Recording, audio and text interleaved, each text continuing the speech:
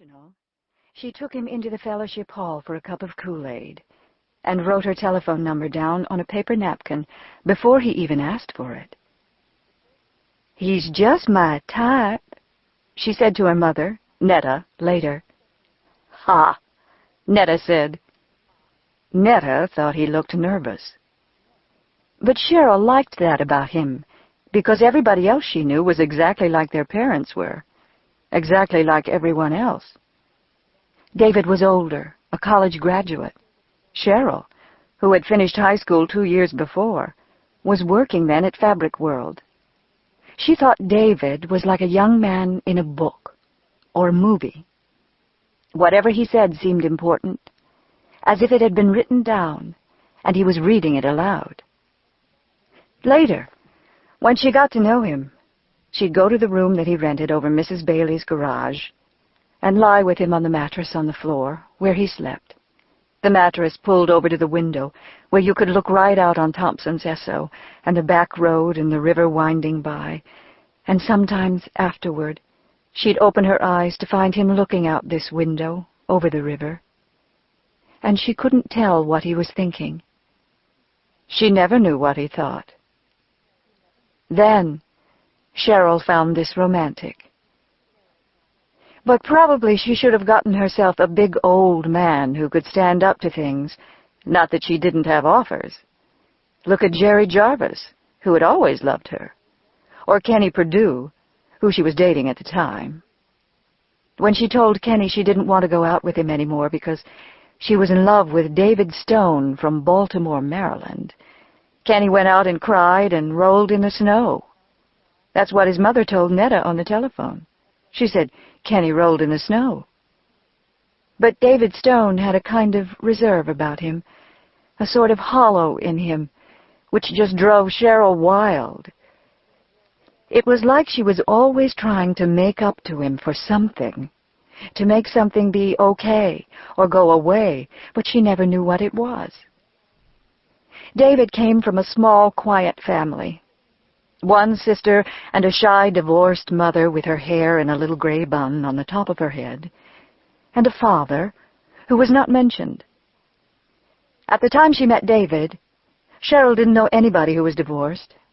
Now everybody was, including her, it looked like.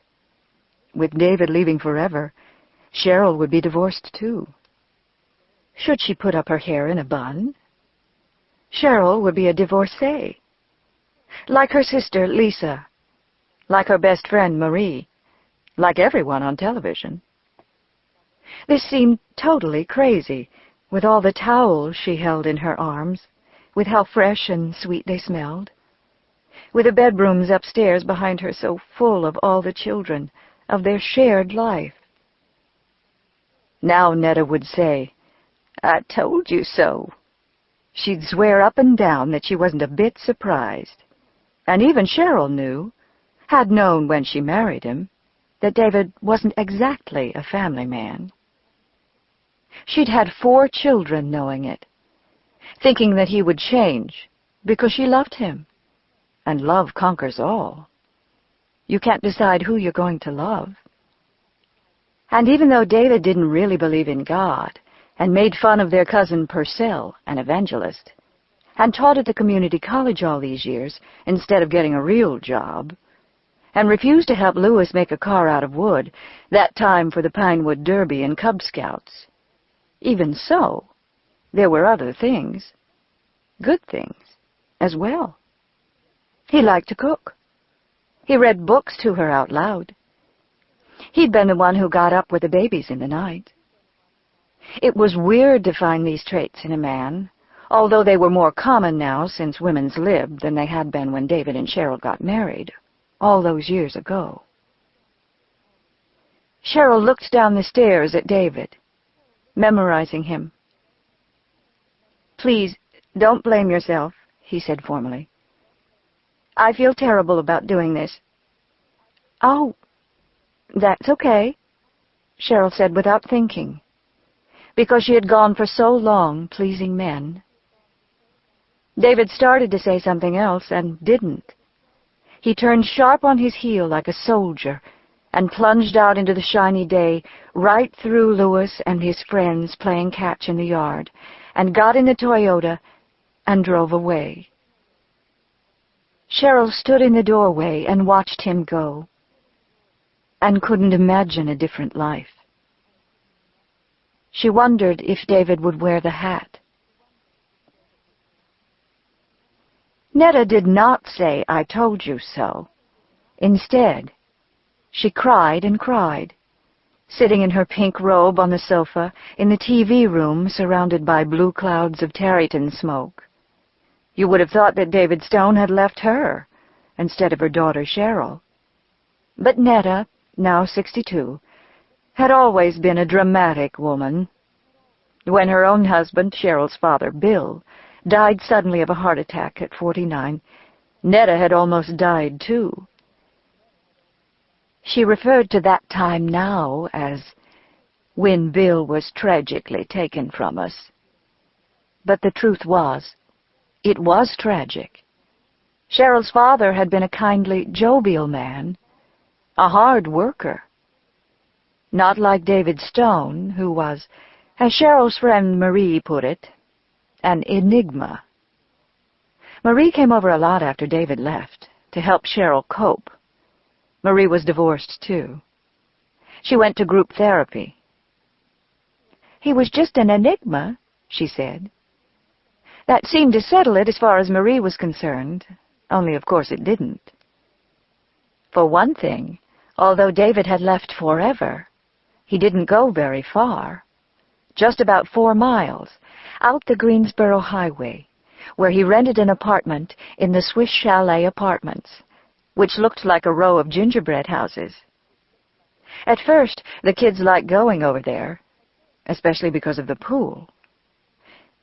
But then they didn't because their daddy wouldn't get a TV, or buy soft drinks, or meat. According to Angela, he said he was going to simplify his life. "Isn't it a little bit late for that?" Lisa asked when she heard this news. Lisa, who ran the La Coiffure salon in the mall, had had one so-so marriage and one big disaster, and always took a dim view of men anyway. She disagreed with Marie and felt that David was an asshole instead of an enigma. Cheryl sat among these women, Lisa, Marie, and Netta, in her own velvet armchair in her own TV room, feeling like she wasn't even there. What Angela said about David simplifying his life reminded Cheryl of the old days, the really old days, when she lay with him on the mattress pulled over to the window, in the room over Mrs. Bailey's garage, when the sun fell through the under-curtained windows in long yellow blocks of light, warming their bodies. She remembered the way the leaves looked, yellow and red and gold, floating on the river that October. David had loved her so much then. Whatever weird stuff he might be saying or doing now, David had loved her then.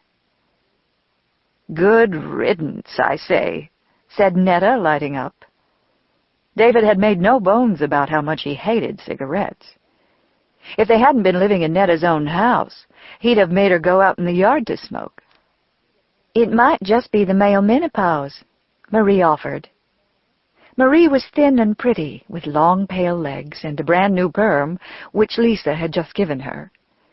Marie and Cheryl had been best friends since grade school. "He might just turn right around and try to come back," said Marie. "Ha!" said Netta. "Never." But Cheryl seized on this, thinking, he might come back. Marie's other insight, seconded by their cousin Purcell, was that David's sister dying of cancer so recently had a lot to do with this whole thing. Louise had died that January, before he left. She was 47, a sweet, shadowy English teacher who had never married. She was so shy. Yet it was surprising how many people had showed up at her funeral. Ex-students, friends, people from their neighborhood in Baltimore. Cheryl, who never could find